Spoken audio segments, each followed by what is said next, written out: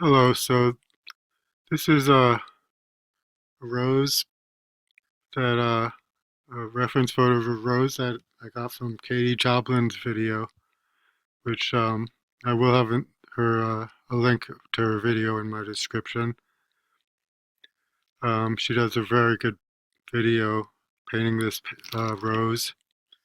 Um, she does a sort of larger one in acrylics, more Georgie O'Keeffe, like large painting of the rose, which is really nice, and I totally recommend her video. But I sort of did my own version of it, and I do just a smaller one, kind of life-size rose on a small panel in oils. So I wanted to do a little slideshow demonstration of that. There we go. Okay, so in my painting, doing just a really tiny one, it's a 4x5 panel.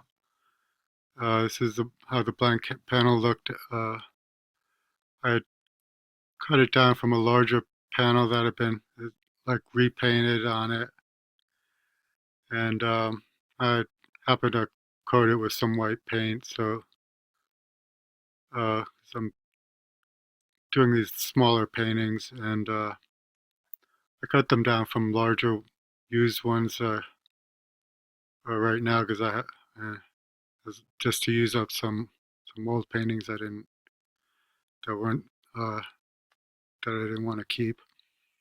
So like I had painted over this one with white paint. Sometimes I just cut them down and sand them down a bit and paint over that and use it. The under thing is a tone. This has still some kind of tone. It just has some thin white.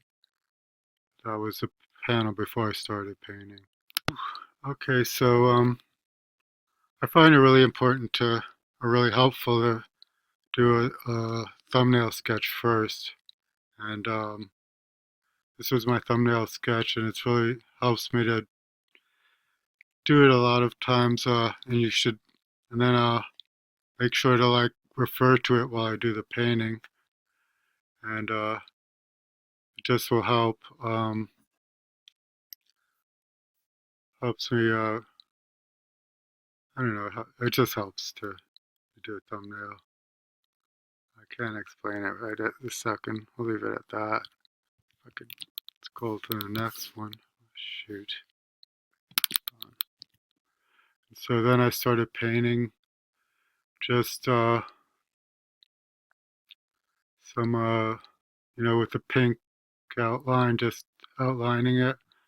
What I liked on Katie's demonstration, she's uh, describes her rose as having like wings on it, at least on this particular rose, because people always talk about how there's a cup shape to flowers, and that's a good thing to always keep in mind, just to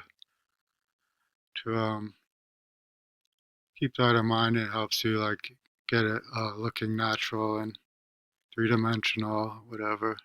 Because they do have a cup shape, but but that was the first time I heard of him having wings on it. And I don't know, I like that comment first. So I started out as its wings on it, and then I just blocked the whole flower in with some uh, pink color. I started with a very uh, in a middle value, or fairly light middle value of pink, just to start getting it blocked in. I blocked the background with this green. That I made the green with just black and some a deep yellow or medium yellow color, and it makes a really nice warm yellow green, but a dark yellow green. That's what I blocked in the background with. I started adding some darks to the rose, and I put in some lights, and that all went pretty fastly for me. going very well until, but then it gets to this point. I started refining it some and uh, really kind of having a hard time finishing it, really. Um, but I kind of made myself stop at this point, and I put in the stem, or she, as Katie calls it, a stalk in the leaf. You know, well, anyway, I also kind of like how she called it a stalk because I'd never heard of it. I never heard of anybody even using the word stalk except for maybe Jack and the Beanstalk. But so I put the stalk or stem in, and I had signed it. That's all right. But actually, and then when I put it aside, I wasn't all that happy with it after a while. I did retouch it some more, so there's one more step.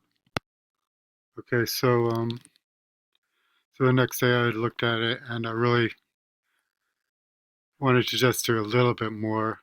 Uh, Previously, I had made myself stop because I was just having trouble just nitpicking at it and just I get too perfectionistic and I had made myself stop. But so the next day I was able to just go and without taking forever and touch in a few things that I to make me be more happy with the results. And I didn't describe everything too well or tell you too much about the colors that I use or anything, but I think that'll be it for this video. And you should watch Katie's video. It's really good. I'll put that in the description box.